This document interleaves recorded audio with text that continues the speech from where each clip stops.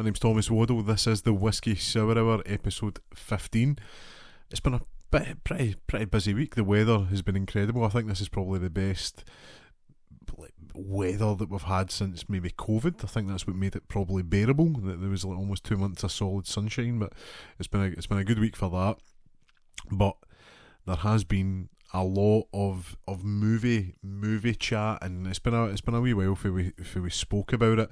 Obviously, I'd kicked off the year by saying, Snow White and Minecraft are going to kick off the movie season, and I was wrong totally about Snow White. That bombed ridiculously.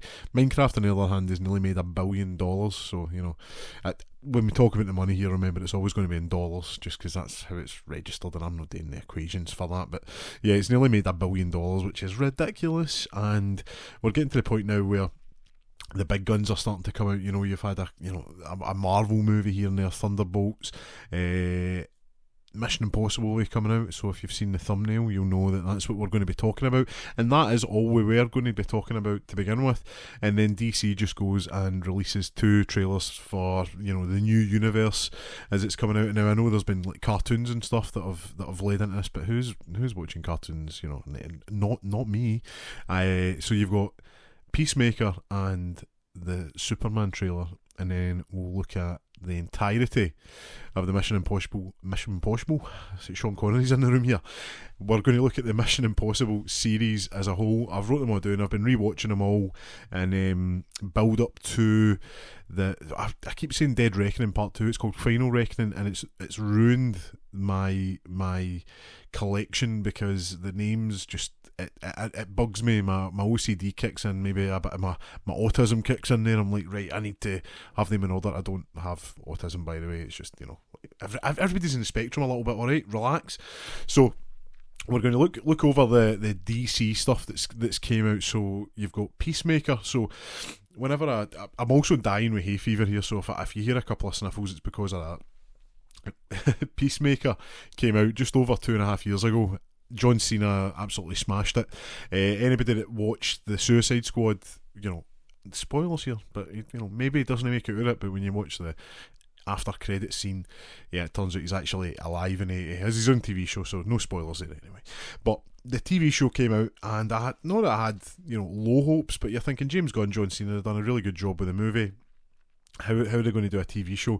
And the TV show starts off in the first kind of 2 episodes. It's very much like, I want to say kind of nihilistic. It's not nasty, but it skirts the line of just being a bit too far. And then all of a sudden, the writing of James Gunn, who's an amazing writer, as anybody that saw the Guardians of the Galaxy movies can attest to, and I would even say the Scooby-Doo movie, but that's just getting into the weeds a little bit. But yeah, writes amazing characters, and the rest of the series, as it goes on, just the characters develop and flourish, and you really end up caring for them by the end of the TV show. John Cena absolutely smashes it as Peacemaker, and Chris Smith is his name, so Peacemaker's his alter ego. And when you're watching it, you think to yourself, John Cena, a wrestler here, obviously wrestling's kind of acting, I suppose, isn't it? And it got me thinking, who is the best actor wrestler? I would probably go as far to say right now it's Batista still, but John Cena is second, and I think The Rock is a distant third, and we don't talk about like Hulk Hogan or anybody like that. So anyway, off to the races we are with Peacemaker. Season 2 came out. Now there's a little bit of weirdness with the DC stuff, because obviously there's a new universe, as they're calling it, the Gods and Monsters Part 1 it's called, and you've got the likes of Henry Cavill, Ben Affleck, Gal Gadot, they're all out, and you're getting a new Superman, your new Supergirl. There'll eventually be a new Batman. The Robert Pattinson, the best Batman movie, is not part of this. It's separate. It's called Elseworld, which is like a line of comic books. Anybody that knows like Marvel, you've got like What If.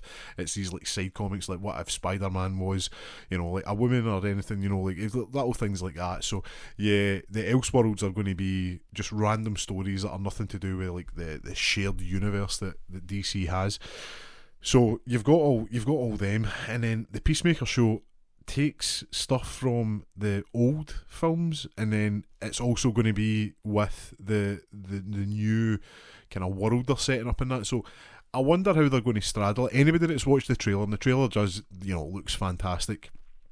I'm wondering if there's maybe going to be, and I don't like saying it, there's going to be like the whole multiverse shenanigans, because I'll be honest, I'm a wee bit tired of it. But then maybe it's just because it's been poorly executed, and a lot of things. I didn't think the Flash was particularly, that bad, but the multiverse stuff kind of gets overdone. So perhaps it's James Gunn is going to guide us through the multiverse saga at DC here. Anybody that knows DC Comics knows the multiverse is a huge part of it. They're big. You had Infinity War for Marvel. The DC is Crisis. Like a crisis is when universes clash together, and we'll see if that becomes, the eventual one. I don't want to say end game, but it could possibly be the end game for the movies here, is that's where we're leading to. But, how the crossover between the old movies and the new ones, Peacemaker could be the key to all that, or it could just be a really good show. Kind of side note here, the HBO, which is the kind of parent company to where the TV show comes out of, in America you have Max, which is HBO's streaming service. Now it's changed its name 7 different times in the last 5 years. So you've had HBO, HBO Go, HBO Max, and now HBO. So 5 times really. It was close. They've done all that, and it's going back to being HBO Max. When it comes out here eventually, there's different contracts in place with Sky and HBO, so that's why the likes of the Game of Thrones and anything that we've been over it before. Anything that starts with HBO, the quality, you're sitting in for something good there. Anything that has that is always on like Sky Atlantic or Sky One or whatever it's called now. I don't know anybody that's actually still got Sky, so is that even still a thing? So you've got Sky doing that.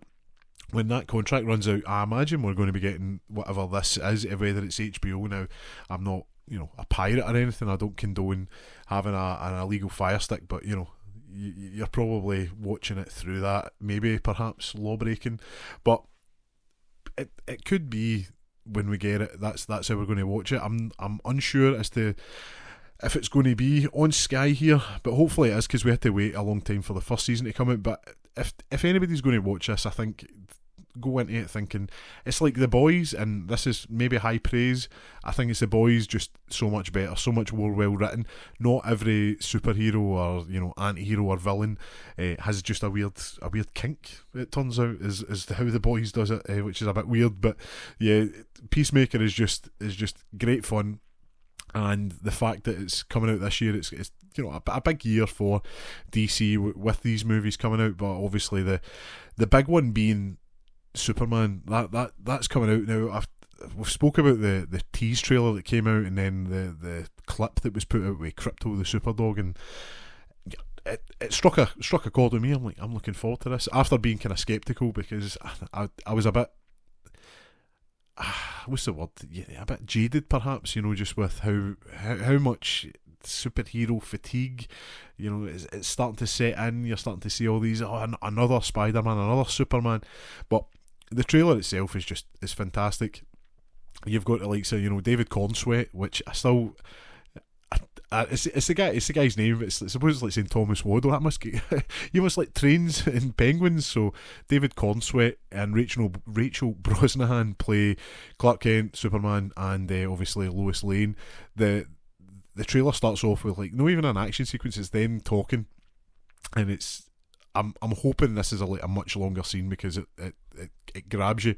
It kind of mixes the tones between the Henry Cavill movies, which, as much as I love them, I would argue are very cold. This looks very warm and inviting, but at the same time, it's questioning things like, should people be acting unilaterally, so going to places without talking to the government the way you're supposed to be from. I mean, I don't know, Superman being from Kansas, even though he's an alien, does that count as American? So is he speaking with the president? That thing's is brought up.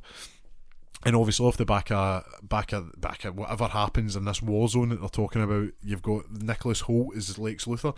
I still think of him as the guy for Skins, or even before that, About a Boy. So it's interesting seeing that. I've seen him in a lot of things recently, and he's been great. Like the Menu and Juror number 2, I think is how it's going. So he's really good in them anyway.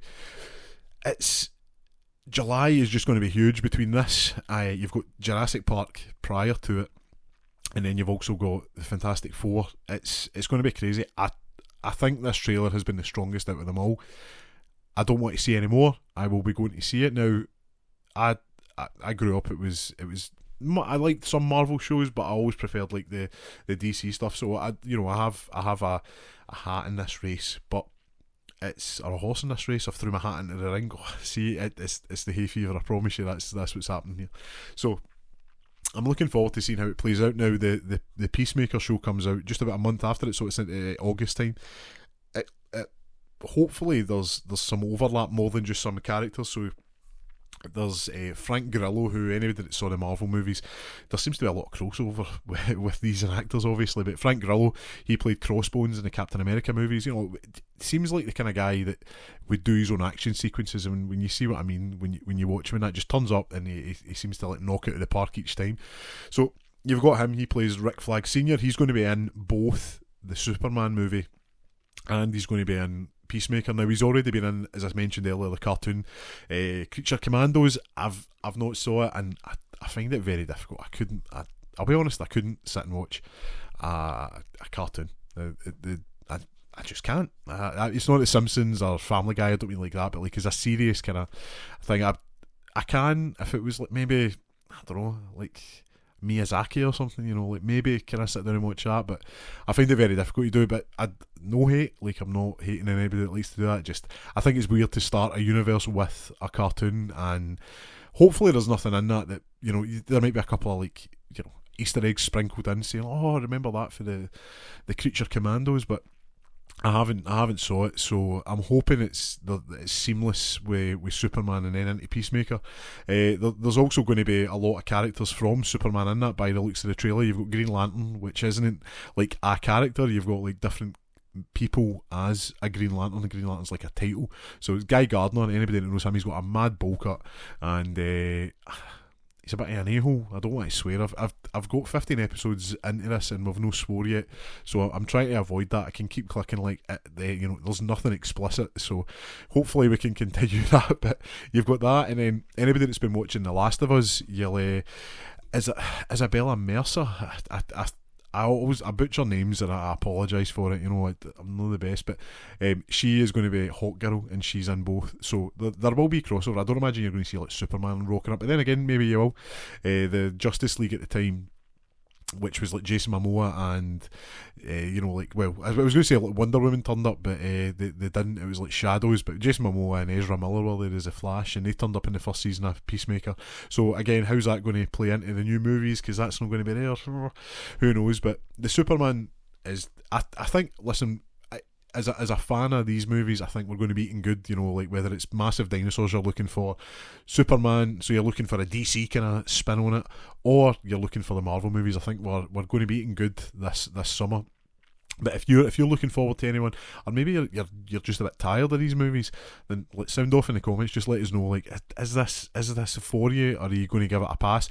Me personally, I'm looking forward to getting back to it. For about kind of 3-4 years there, we've been hitting with mediocre, like, I was going to say mediocre superhero movies as a whole, but as I say, the Batman came out in that time, and to me that is a masterpiece, and the sooner that gets made the better, but I'm in no rush for it. I'm hoping it's just made.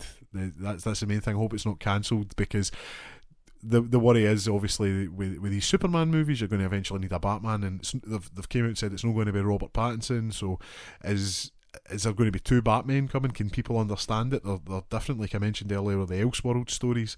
We'll just have to see how it goes, but listen, like I say, it's an exciting time either way.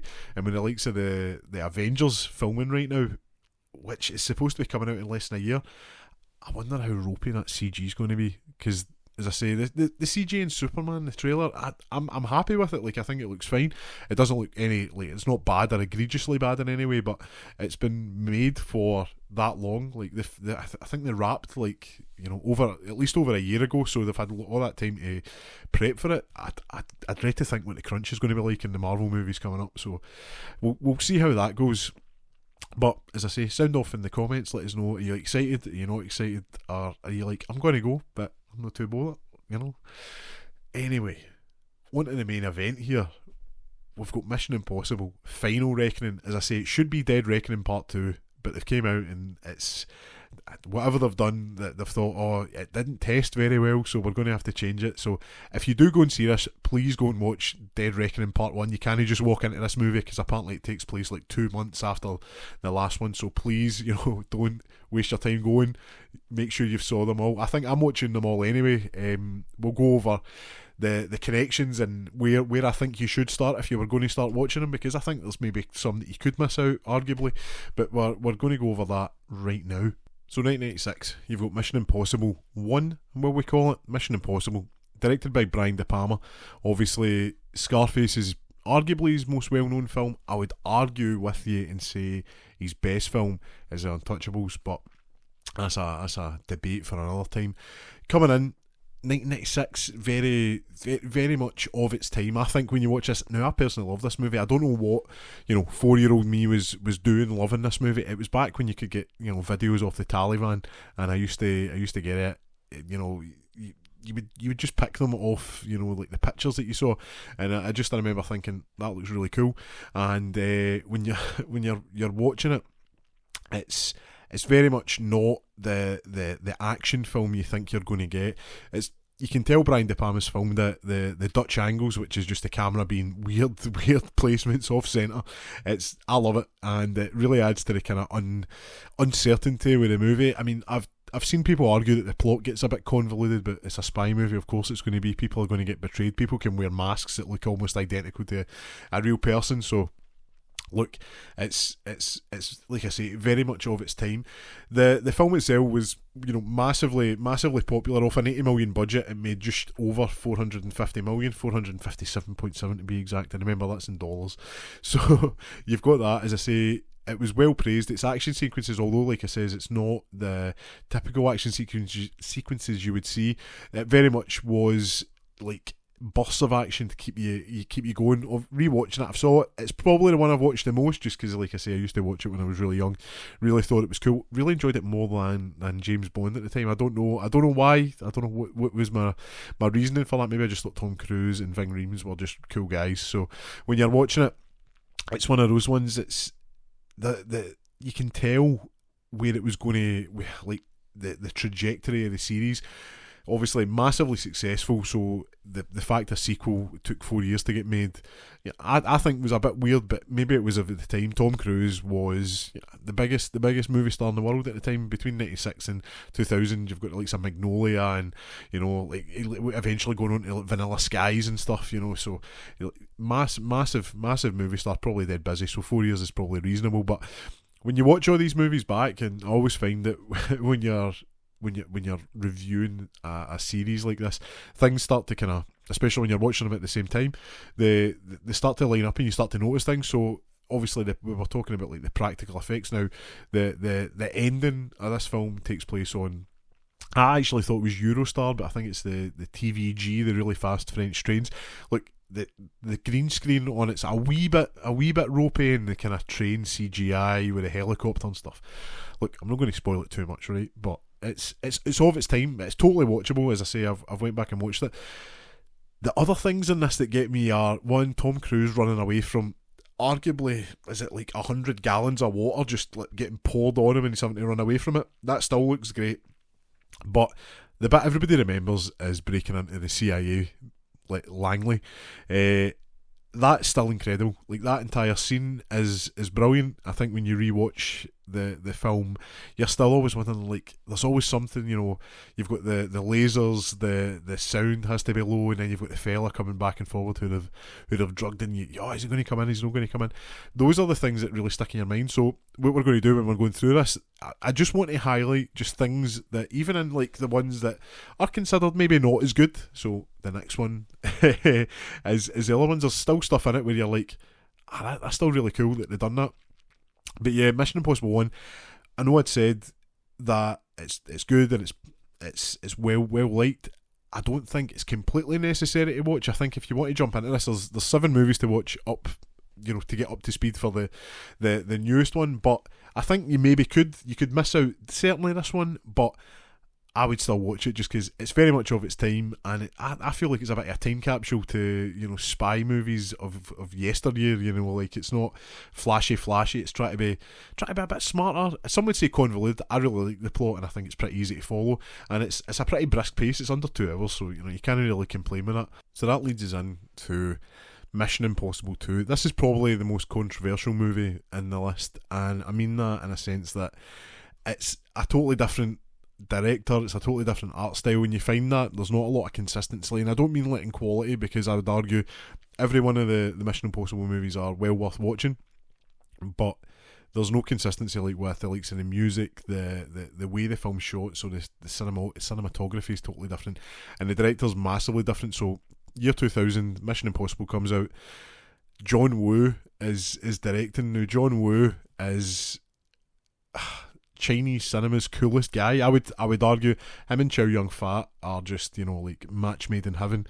It's almost getting up there with like your kind of Christopher Nolan and like I was going to say Tom Hardy because he's in a lot of these movies, but I would actually argue Cillian Murphy is up there. So it's I get it, like just he's amazing, but it's a very weird movie because when you watch like the likes of Face Off and Broken Arrow, those are like very much John Woo style movies, and if you ever watch them, and anybody that understands John Woo or has a even like a minimal understanding of the things that he does, it's going to be slow motion, dual pistols, and there's going to be at least some sort of birds, usually pigeons or doves, flying behind the main character. That all happens in this movie, and the opening of this movie always stuck in my mind. One, because I remember, like I said, I'd watched this the first one that many times, that when the second one came out, I remember again getting off the van, watching it, and this is the first 5 minutes, so I'm not going to spoil the entire movie. It's been 25 years, but yeah, it's Tom Cruise is the bad guy for a bit, and I remember thinking, no, like, what's happening? But obviously it's a mask, and it's Dougray Scott that's wearing it. I'm big fan of Dougray Scott. Random fact here, he actually chose this movie over playing Wolverine, so he could have been Wolverine, a Scottish Wolverine. That's pretty mad. A Hibs supporting Scottish Wolverine is pretty cool. So anyway, that goes for there. But then everybody remembers the beginning of this. It's Tom Cruise climbing, like, and I think it's called free soloing, just climbing up like the face. I think it's Ayers Rock or somewhere in Australia anyway, because that's where the majority of this film takes place. And this is the most 2000s thing you're ever going to see. So it's Tom Cruise with it like most glorious head of hair you're ever going to see, climbs to the top. A guy with his mission briefing. It's not just on a bit of paper or anything. No, the guy shoots a like rocket at Tom Cruise. It sticks in the rock, opens up to reveal Oakley sunglasses. Tom Cruise then proceeds to take it, put it on his face, Oakley sunglasses, and then Limp Bizkit do the Mission Impossible theme, mate. I don't know if that's like the coolest thing I've ever seen, but it was certainly up there. When even rewatching it, I was like, this is really cool. It would only have been cooler if the opening sequence had Tony Hawk's or somebody in it. That would have been, I would have lost my mind, man. I would have, So at the time this film came out, it was between 120 and 125 million budget, and it made 546 million. It was the highest grossing film of the year. It just shows you how like budgets and box offices were so different back then. It was very rare to get like even like $1 billion was wild back then. So this was the most popular film of the year by box office. Obviously it was a middle of the road reception, totally different.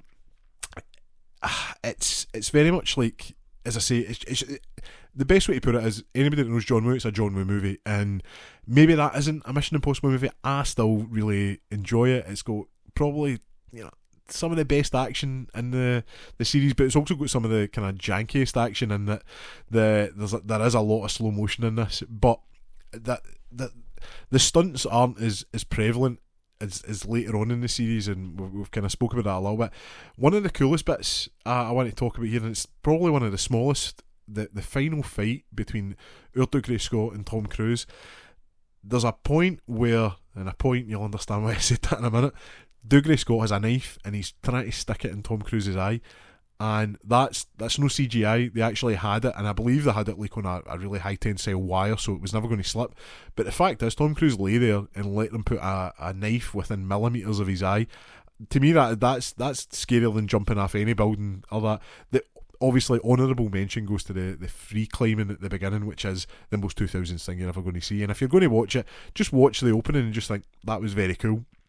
But the rest of it, the motorbikes, the whole ending is good, and the music itself is done by Hans Zimmer, which is an odd turn because it doesn't sound like what Hans Zimmer as of now, where the likes of the Batman movies and Inception and stuff, it's probably not as bombastic as you would think. But then you've got Limp Bizkit to sort all that out for you. So Mission Impossible 2, I would argue the black sheep of the series, but again, not necessarily watching. Now, I don't know if the last movie is going to have major callbacks to the second movie specifically, but again, you could probably miss it, and you're not missing a great deal.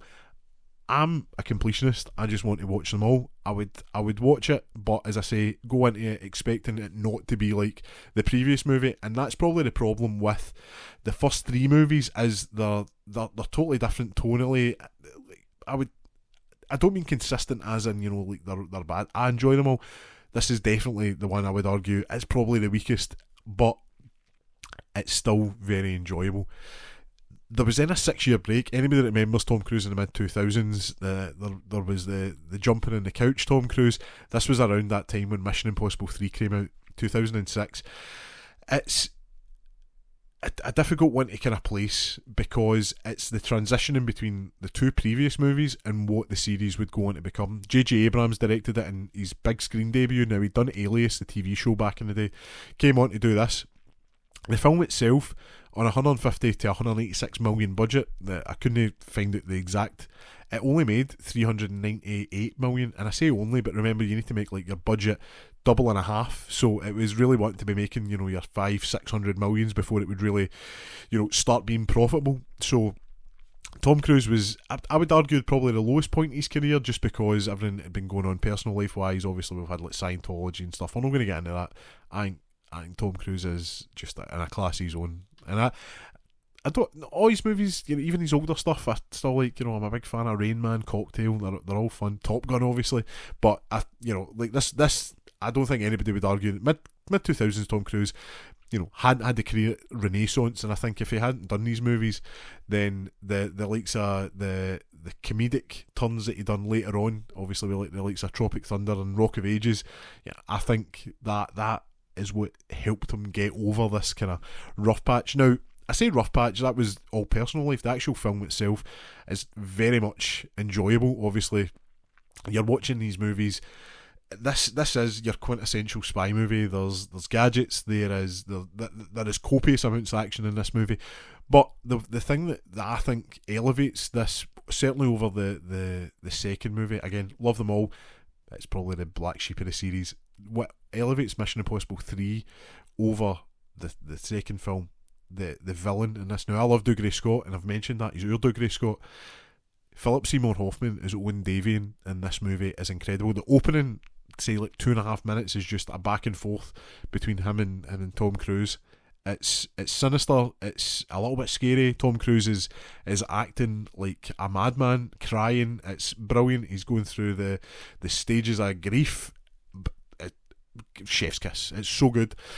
The actual, and this is the thing that this is to me why it's I love the first 3 movies. I love them all. I find the third one, it doesn't have like that signature like boom, this is a massive stunt or anything like that. The one thing I will say, and we'll get into it, obviously there's, like I say, there's copious amounts of action. Usually if you're watching a film there's like 3 action set pieces. I think there's like 5 in Mission Impossible. There's a massive shootout, there's and arguably the best scene, there's a drone attack on a bridge with Tom Cruise, and I think this is the best stunt as well. And I think it was in every trailer, because I remember seeing it. I must have been going to see like Cars or something, and I remember seeing this trailer, and it's like Tom Cruise running at the camera, and he gets like flung into the side of a motor, and it's him. It's an all-in camera shot, and that to me is the best movie, because best stunt in the film. Surely he has like broke his back doing that or something. That's crazy. And this was the first movie as well that kind of had that iconic Tom Cruise run scene. I mean, don't get me wrong, he ran in the last 2 movies, but this one, there's a long panning shot, him running across. I think it's Hong Kong, roofs in Hong Kong. I'm getting a bit kind of blind to them all now, just because they all kind of blend into one. I've watched them consecutive weekends. I've watched like 2 or 3 to get up to speed for the new one coming out. But Mission Impossible 3, this is where it sets up what the series is going to become. So there's like a free dive off the top of a building. Now Tom Cruise would have been like, I'm doing that in real life. Obviously in this, it's a bit, you don't know it's green screen, but when you know it's green screen, you're like, that's green screen. It also sets up his wife, Julia, played by Michelle Monaghan, and she becomes key kind of later on. There's lots of callbacks to her, and as I say, the film itself, it's, you know, just over the 2 hours mark. It's just full action. Philip Seymour Hoffman is amazing. The chemistry between Tom Cruise and Michelle Monaghan's characters are just, you know, like, it's off the chart. I would say this is the most underrated Mission Impossible movie.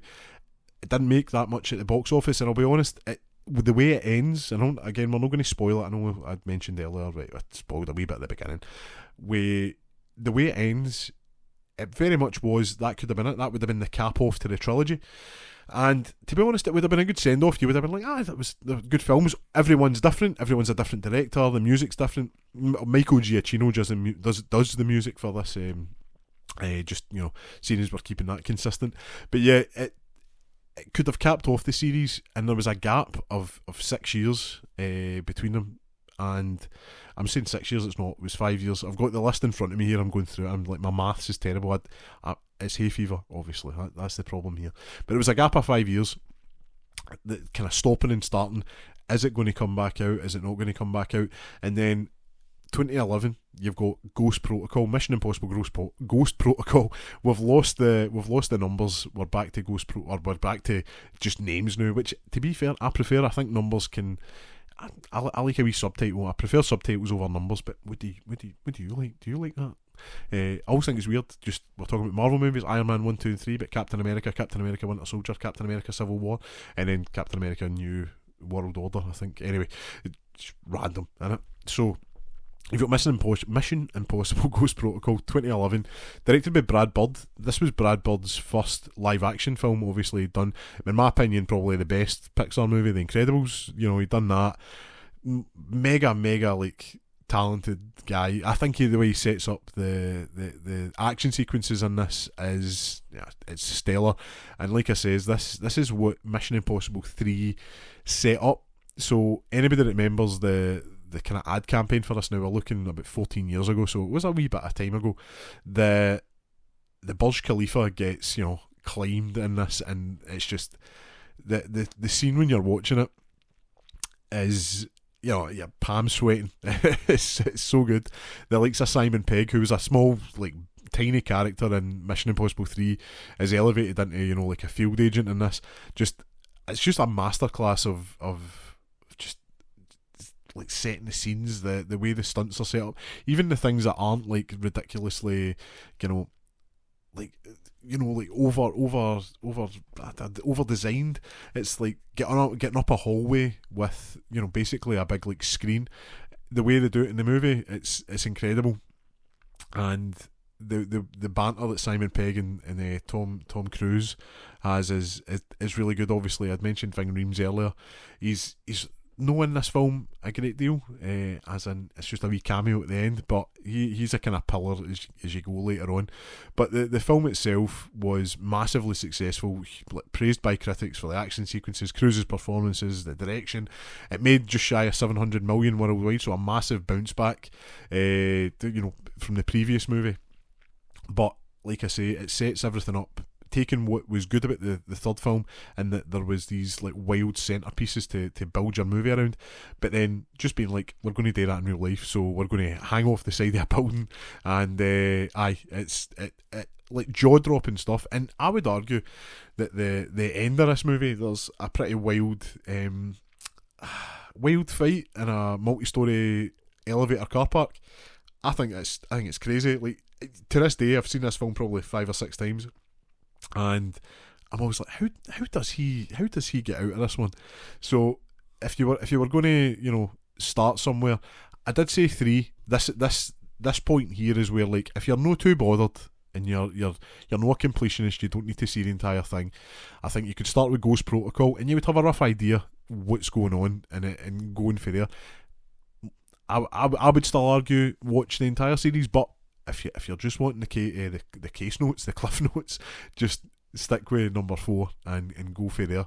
Now, as an uncredited writer, you have Chris McQuarrie. Now, he done Mission Impossible 3 as a kind of, I don't want to say ghostwriter, but he helped with that.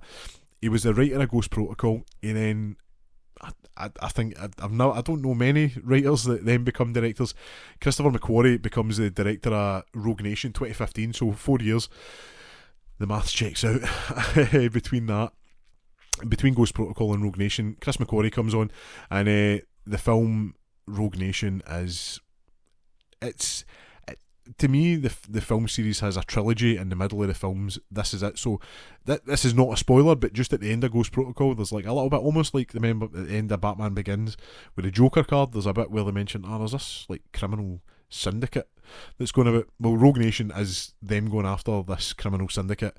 It's amazing. I've like, as I say, I've watched this one probably the second most behind the second one, and this is where the series just takes off, and it's just brilliant. The further down this list I've got, the smile on my face just stays there. It's actually getting a bit sore. So yeah, Rogue Nation comes out. You've got it's just amazing. It really is. So basically, you've got this evil syndicate, like basically is what it is. They come and Tom Cruise has to prove that they exist. That is what's going on. Disavowed, which when you watch these movies, he's disavowed basically in every movie. Like he never works for the what is it, Impossible Mission Force, IMF. It's always like, he's no one of us. He's disavowed. Every movie's the same, but it works for some reason. And in this, like I say, you've got the kind of big stunts. The big one for this one, and I think everybody probably remembers this one, hanging off the side of the plane. It's jaw dropping when you're watching this, and you're like, there must be like CG somewhere. And then obviously, when you watch the special features, if you go on YouTube and just watch how it's made, it's incredible. You're like, Tom Cruise is hanging off the side of I think it's like an A380 or something. Like this huge cargo plane, and the only thing I would say is that because it's the first stunt in the movie, basically you're like, they don't. I wouldn't say that they don't top that, but there's like a swimming sequence later on that is still impressive, but there obviously is a bit more CG used in that. But you know for a fact Tom Cruise is like, I'm holding my breath for 5 minutes and we're going to do it. One of my favourite bits about this is there's a scene in the middle of the film, and it's set in an opera. And I don't want to spoil it because I think you should go into this kind of as blind as possible. I think you should go into any of these movies as blind as possible. I'm trying just to tease you into wanting to go and watch them. But the opera scene in this is incredible. And Isla Fisher, Ilsa Faust, played by Rebecca Ferguson. I don't know why it's Isla Fisher. That's me watching the Now You See Me trailer, because anyway, that's something that's coming out. We'll maybe talk about that later on in the year. But yeah, Ilsa Faust, played by Rebecca Ferguson. She's like just I whenever you see her in this film, she's like a walking action sequence. It just all kicks off whenever she comes in. So yeah, like the action in this is just ramped up to that next level. There's an incredible car chase that then leads into an incredible motorcycle chase. It's just one of the movies where it keeps you on the edge of your seat, and even then up until the end, when the kind of climax happens, you're still like, again, I think it's with all these movies, I find myself watching, I'm going, how does this end again? And I mean that in the best possible way. Like, I can't remember exactly what's going on here. So Rogue Nation sets up probably is it the Dark Knight in the Mission Impossible series? I would argue it is, and I'm going to give my reasons why when we move on to it. But Mission Impossible Fallout, Chris McQuarrie comes back. First time there's been a director coming back twice. He eventually goes on to do all the rest of the films in the series. Fallout 2018, so only 3 years between this one, just because of the mad success that Rogue Nation had, 682 million, runaway success at the box office. Fallout comes out, and this is the movie that I think the kind of hype behind how big the stunts became was like front and centre with the ad campaign. When you're watching this was the one, if anybody remembers back, there was a scene where Tom Cruise is running, surprise, and he jumps a building and breaks his ankle. This was the film where that happens, and when you watch the film, you do kind of go, ugh, when you see it, because you're like, that's the scene, that's the actual shot that they used when he breaks his ankle, and you see him kind of getting up and kind of walking or trying to run away. And it does. This was the film in the series that done that. Now, I would argue this is not just the best film in the series. I think this is one of the best action films ever made. The set pieces are incredible. Like, Henry Cavill is brilliant in the film. As the kind of they refer to themselves as like a scalpel and the hammer. He is very much the hammer in this movie, who loads their arms when they're about to punch somebody. This guy does, like, cocks both arms. It's almost like he's loading them with a shotgun shell. And the action sequences in this are just amazing. And the reason why I say there's a trilogy in the middle, well, the Ghost Protocol leads into Rogue Nation. Rogue Nation, the villain in Rogue Nation, is in Fallout, and he's very much like the Joker, because taking it back, if you think to yourself, The Dark Knight came out in 2008. There was then the James Bond series running at the same time with Daniel Craig. So going back even further, you've got Batman Begins 2005, dark gritty reboot. You then had the James Bond Casino Royale came out, dark gritty reboot, less fun, I would argue, but that's besides the point.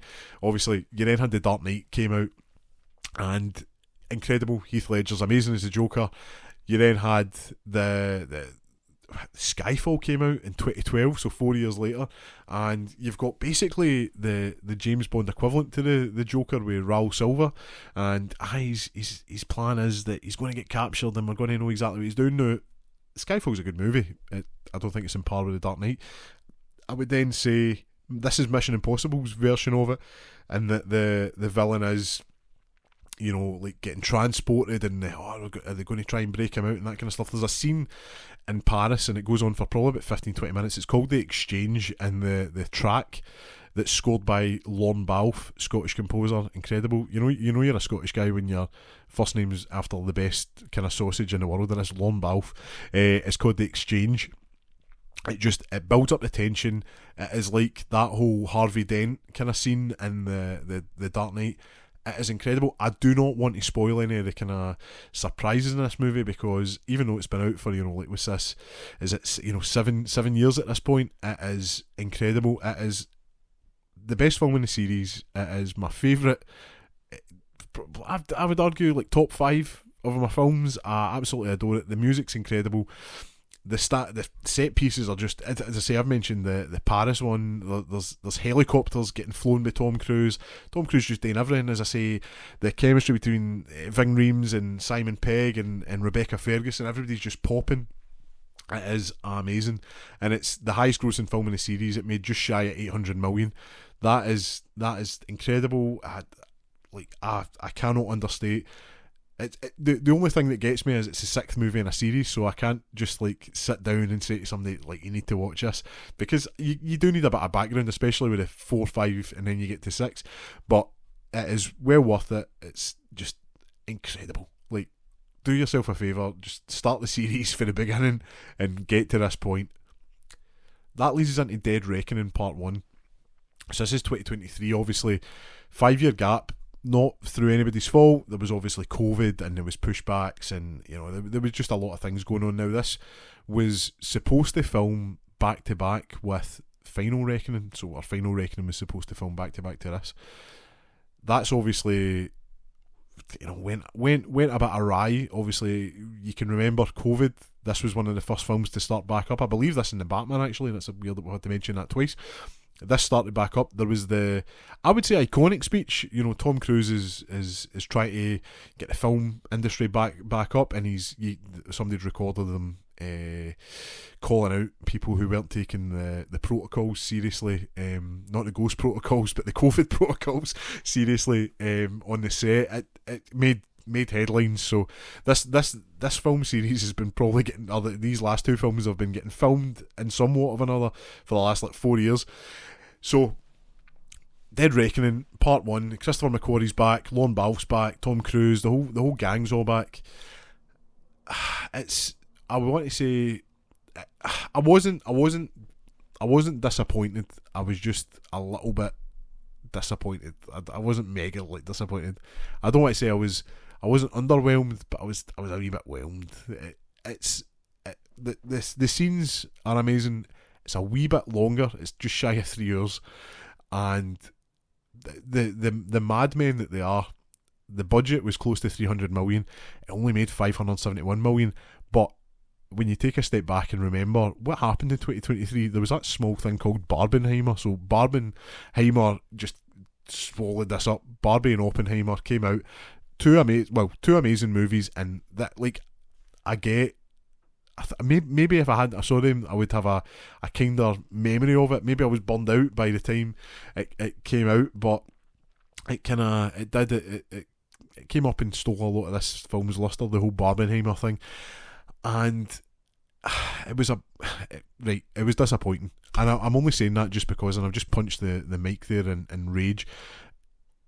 I feel like these films build themselves off the stunts that they do, and like I said, the fallout was really much showing this is the big selling point of these movies, is the stunts.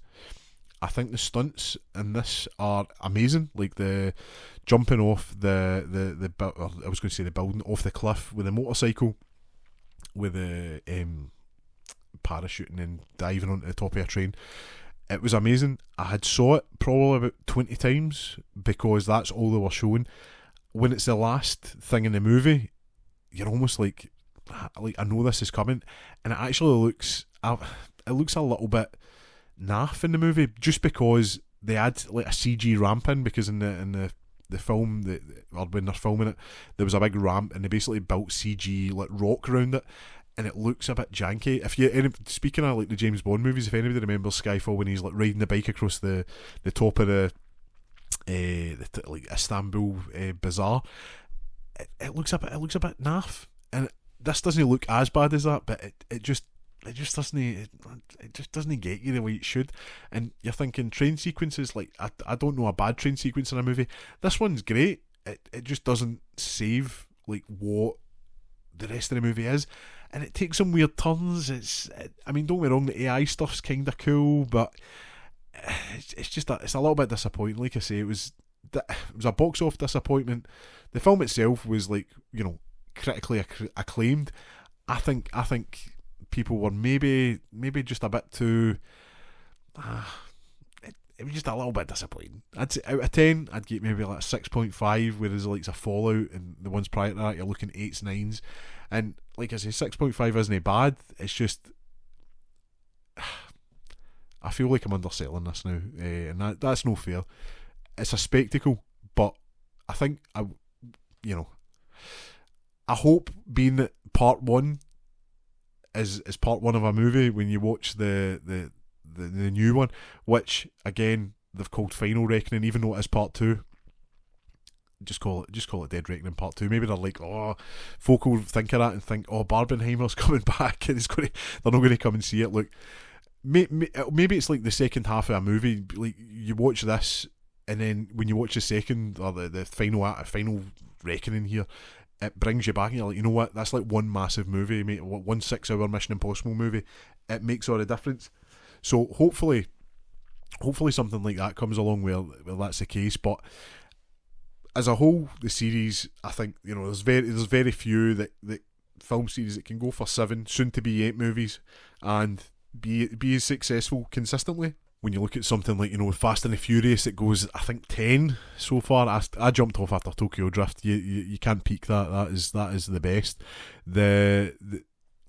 Just, you know, like, I think I'm pretty sure there is like X10. I think, again, we'd mentioned them earlier, Jason Momoa turns up in one, you're just like, what's going on here? They make a lot of money, but they're you know, they're not my favourite kind of movies. These just, I've never known a film series to get 3 movies in and then suddenly just, you know, skyrocket. And and quality. And I know somebody's going to come in, actually, Mission Impossible blah blah blah isn't as good as Fast and the Furious. Well, that's fine. Like, I don't think you're right, and I would debate you on it, because Tokyo Drift is the best one. So, and it funnily enough came out the same year as Mission Impossible 3. So, and I don't think it's as good as Mission Impossible 3. So there you go. But yeah, great series. If I was going to rank them, this is just my own personal. Like, if I was going to, I would probably say like 2 is at the bottom. No big. And again, it's not bad. I enjoy it. It's just, like, going to expecting it. Nostalgia's going to kill me. That's the thing. I love nostalgia. That's probably what it is. Maybe somebody watching it now will be like, that's naff.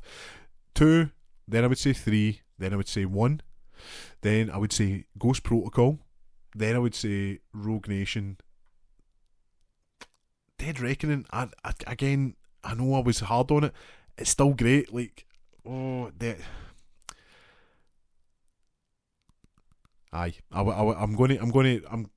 sitting on it here. I think I'm going to keep that out the list now, because I think it's going to be like one big movie. I would put Fallout at the top by a mile.